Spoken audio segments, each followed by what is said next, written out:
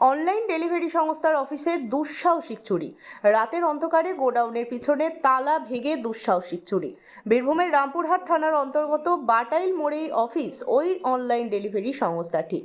প্রতিনিয়ত সেখানে নিত্য প্রয়োজনীয় সাধারণ মানুষের অনলাইনের মালপত্র জমা করা হয়। সেখান থেকেই রামপুরহাট শহর ও বিভিন্ন গ্রামেগঞ্জে অনলাইনে ডেলিভারি দেওয়া হয়। কয়েক লক্ষ টাকা সামগ্রী সেখান থেকে এভাবেই বিভিন্ন জায়গায় ডেলিভারি দেওয়া হয়ে থাকে। যদিও বা ঠিক কত টাকার জিনিস চুরি গিয়েছে তা এখনো পর্যন্ত সঠিকভাবে জানা যায়নি। ঘটনার পর সংস্থার পক্ষ থেকে রামপুরহাট থানায় অভিযোগ জানানো হয়েছে।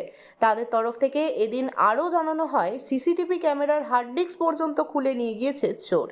তদন্ত শুরু হয়েছে এরই মধ্যে। সকালবেলা দরজা খোলার পর আমাদের একটা বাথরুমের পাশে পেছনে একটা দরজা আছে, সেটা দেখছি ভাঙা।